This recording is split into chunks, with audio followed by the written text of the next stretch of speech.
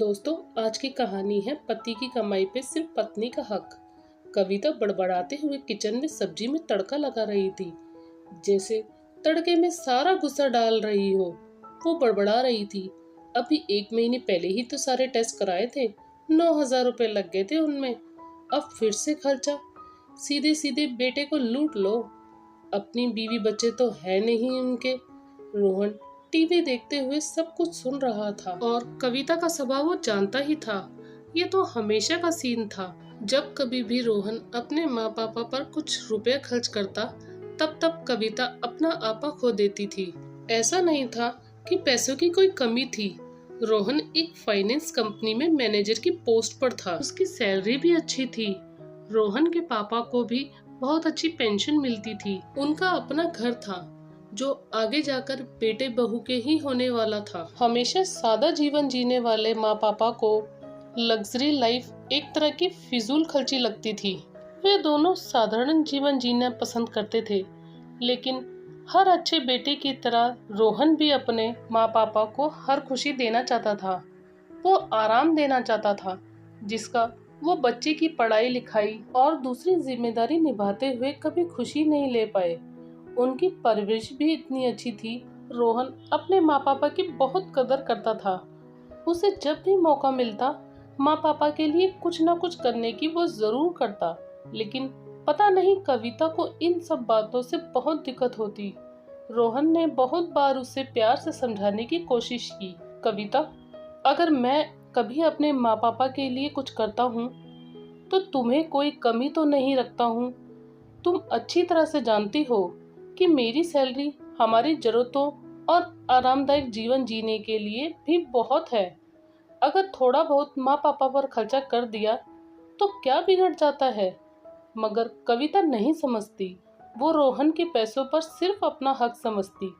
लखनऊ जैसे बड़े शहर में एक बड़ा बंगला, 2 अपने फ्लैट्स होने के बावजूद भी उसका लालच कभी कम नहीं होता।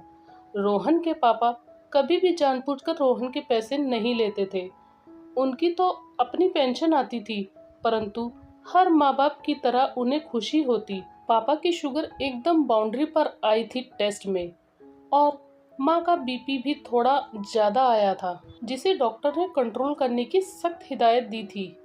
रोहन ने अपने माँ पापा के लिए बीपी नापने की मशीन और शुगर चेक करने की मशीन खरीद कर दी, ताकि वो घर पर ही चेक कर ले और कोई दिक्कत ना हो। ये कोई बड़ा खर्चा तो नहीं था, फिर भी कविता लड़ाई करेगी ये बात रोहन जानता था। इस बार रोहन चुप था, क्योंकि बोलने का कोई मतलब ही नहीं था। एक रात अचानक कविता के भाई ने फोन पर खबर दी कि पापा की तबीयत खराब है और उन्हें हॉस्पिटल में एडमिट किया है। कविता और रोहन फटाफट हॉस्पिटल पहुंचे। वहां जाकर पता चला कि उन्हें माइनर अटैक आया था और डॉक्टर ने बहुत ख्याल रखने की सलाह दी है। बहुत खर्चा भी आया था।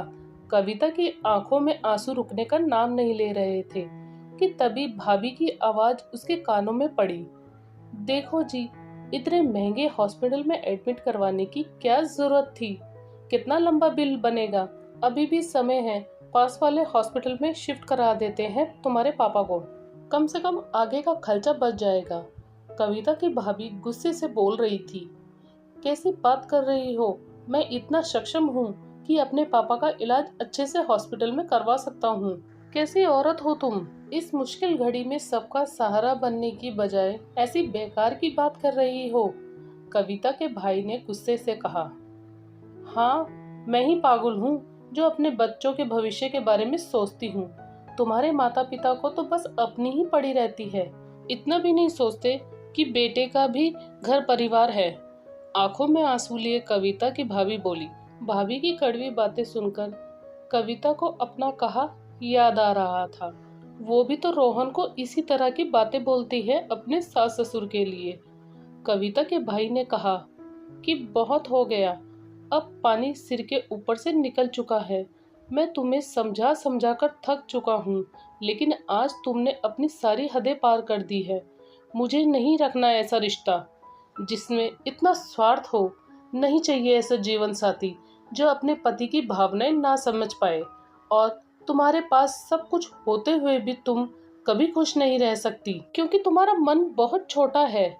चली जाओ यहाँ से, मैं तुम्हारी शक्ल भी नहीं देखना चाहता हूँ। और वह अपने माँ पापा की दवाई लेने चला गया। कविता जो सब सुन रही थी, उसे आज अपनी भाभी में अपना चेहरा नजर आ रहा था। उसकी अंतरात्मा से आवाज आई, कविता अब भी समय है, सुधर जा। इससे पहले तू रोहन को हमेशा के लिए खो दे। कविता को अपनी की हुई गलती का एहसास हो चुका था। फिर कविता ने अपनी भाभी को भी समझाया। भाभी भी अपने किए पर शर्मिंदा थी। दोस्तों, आशा करती हूँ आपको ये कहानी अच्छी लगी। कहानी अच्छी लगे तो लाइक शेयर कमेंट जरूर करें।